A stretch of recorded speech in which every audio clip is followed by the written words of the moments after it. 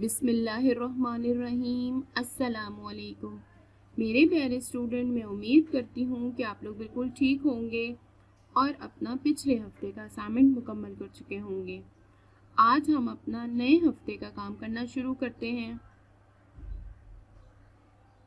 پچھلے ہفتے ہم نے ہماری کتاب میں دی گئے سبق نعت کا آغاز کیا تھا۔ آج ہم اسی سبق سے متعلق مزید کام کریں گے۔ ہمارے اسائنمنٹ میں دیا گیا پہلا سوال ہے، ذیل میں دیے گئے اشعار کی تشریح بما حوالہ لکھیں۔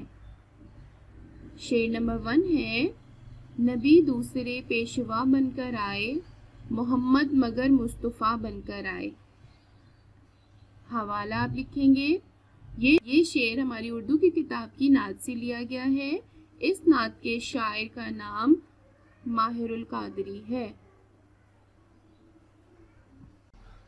اس کے بعد آپ تشریح لکھیں گے۔ اس شعر میں شاعر فرما رہے ہیں کہ محمد صلی اللہ علیہ وآلہ وسلم تمام جہانوں کے سردار بن کر آئے۔ محمد صلی اللہ علیہ وآلہ وسلم لوگوں میں بہت زیادہ پسندیدہ تھے۔ آپ صلی اللہ علیہ وآلہ وسلم لوگوں کو دین کی تعلیم دیا کرتے تھے اور دین اسلام کا پیغام لوگوں تک پہنچایا کرتے تھے۔ حضور صلی اللہ علیہ وآلہ وسلم دونوں جہاں کے سردار، کائنات کے وجود کا مقصد بن کر آئے۔ Okay student. اس کے بعد آپ کا اگلا شعر ہے، امیروں کو راز اخوت بتایا، غریبوں کی حاجت روا بن کے آئے۔ تشریح آپ اس میں لکھیں گے۔ اس شعر میں شاعر فرما رہے ہیں کہ محمد صلی اللہ علیہ وآلہ وسلم نے امیروں کو یہ سمجھایا کہ صرف مال اور پیسہ سب کچھ نہیں ہوتا، بلکہ امیروں کو یہ بات سمجھائی کہ ہر ایک کے ساتھ بھائی چارہ اور اتحاد سے پیش آنا ہی سب سے بڑی خوشی ہے۔ آپ صلی اللہ علیہ وآلہ وسلم غریبوں کی ضرورتوں کو پورا کرتے تھے۔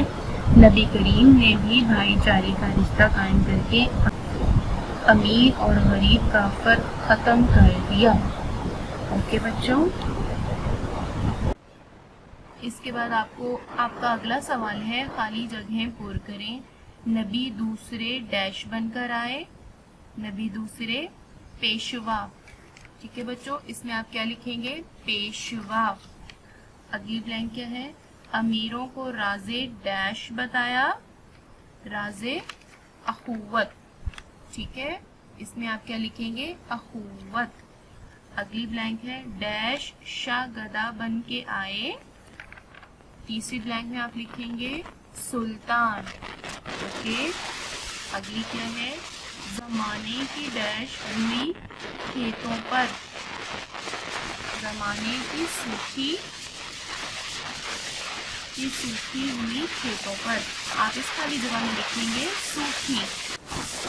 اگلی ہے، جو ڈیش کا مدعا بن کے آئے، جو ڈیش کا کونین۔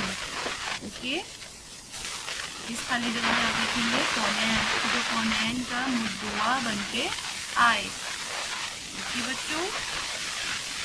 اس کے بعد آپ کا اگلا سوال ہے، اعراب لگائیں۔